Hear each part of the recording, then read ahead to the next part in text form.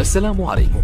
لا تنسوا الاعجاب بالفيديو والاشتراك في القناة تشجيعا لنا لنستمر بنشر المزيد ان شاء الله.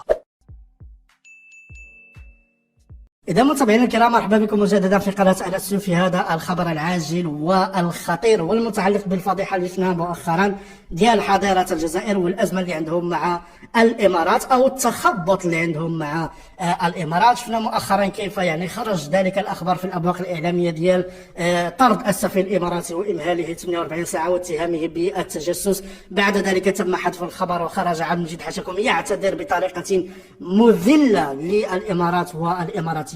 خرجت ايضا يعني الوزاره الخارجيه ديال نظام الحضيره كينفيوا فيه هذا يعني الموضوع. كذلك تم طرد وزير الاتصال. الان متابعينا الكرام، المستجد في الموضوع وهو هذا الوثيقه اللي كتشوفوا الان امامكم على الشاشه. يقال على ان هذه الوثيقه مسربه من داخل وزاره الخارجيه ديال حضيره الجزائر، وان وزاره الخارجيه ديال حضيره الجزائر كانت قد طلبت بالفعل من السفير الاماراتي باش انه يغادر التراب ديال حضاره الجزائر وامهلته 48 ساعه. فغادي نتفصلوا في هذه الوثيقه متابعينا الكرام اللي كتشوفوا امامكم على الشاشه، وكما تلاحظون هي منسوبه لوزاره الخارجيه ديال حضاره الجزائر، والترقيم ديالها هو الرقم 258 واو 2023. وهذه المراسله متابعينا الكرام هي موجهه من طرف وزاره الخارجيه ديال حضاره الجزائر الى السفير الاماراتي. وقراو معايا هنا: تبلغ حكومه حضاره الجزائر، لكن اللي استغربت هنا وهو انها موثقه يوم الاثنين 5 جوان 2023، اي ان هذا القرار اتخذ قبل اسبوعين ولا 3 اسابيع، وتم ابلاغ السفير الاماراتي قبل اسبوعين او 3 اسابيع.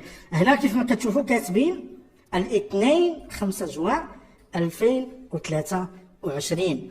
والخبر لم ينشر في الابواق الاعلاميه ديال نظام حضاره الجزائر قبل حذفه الا خلال الايام القليله الماضيه اللي شفنا من خلالها هذه الفضيحه التي تفجرت في حضاره الجزائر. اذا كيقولوا هنا في هذه المراسله: تبلغ الحكومه ديال حضاره الجزائر اليوم الاثنين 5 جوان 2023 سعاده السيد يوسف سيف سباع العلي، سفير ومفوض دولة الإمارات العربية المتحدة في حضارة الجزائر، بمغادرة التراب الوطني في غضون 48 ساعة.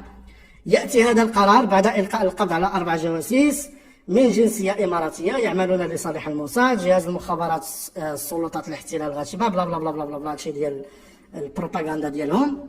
في الأخير تدين وزارة الشؤون الخارجية ديال حضارة الجزائر ما عرفت شنو هذه التصرفات والمخططات الدنيئة التي تستهدف الجزائر. نفس الجملة هذه متابعينا الكرام شفناها في قناة النهار، وشفناها في الأبواق الإعلامية الأخرى ديال نظام حضارة الجزائر اللي كانت نشرت البيان ديال طرد السفير الإماراتي. يعني هادشي اللي كاين هنا شفناه في البيان اللي تحذف فيما بعد بطبيعه الحال، وتم على اثره طرد وزير الاتصال، وشفنا من خلالها تلك المسرحيه اللي وقعت وكيف خرج عبد المجيد حشكم يعتذر وما الى ذلك. اذا متابعينا الكرام، اشنو كنستنتجوا من هنا؟ اذا صحت هذه الوثيقه فما يحدث داخل نظام حضاره الجزائر هو خطير جدا، وسوف يعصف بنظام حضاره الجزائر. وهذه المساله كنا نقولها مرارا وتكرارا، لان ما نراه الان متابعينا الكرام هو صراع أجنحة خطير جدا. بطبيعة الحال هناك جناح يريد أن يورد جناح آخر، الجناح الذي يريد إسقاط عبد المجيد حشكم وشنقيرة يحاولون توريطهم مع يعني دول وما إلى ذلك من هذه الأمور. لذلك متابعينا الكرام نرى مثل هذه الشطحات وهذه الأمور الخطيرة. وثيقة مسربة تؤكد على أن وزارة الخارجية ديال حضارة الجزائر اتخذت فعلا القرار ديال طرد السفير الإماراتي، ثم تراجعوا واش هددتهم الامارات باش انها غادي تفضح يعني مجموعه من الامور ديالهم، خصوصا فيما يتعلق بشبكه الدعاره التي تم يعني فضحها مؤخرا والتي تعمل في دبي وتمول من طرف نظام حضاره الجزائر، وتقوم بتجنيد الجزائريات وارسالهم الى الامارات والى دبي والى مجموعه من دول الخليج في اطار التجاره بالبشر ومجموعه من الامور الاخرى.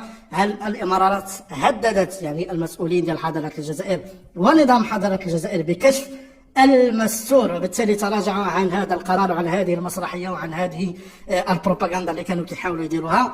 ماذا حدث بالضبط؟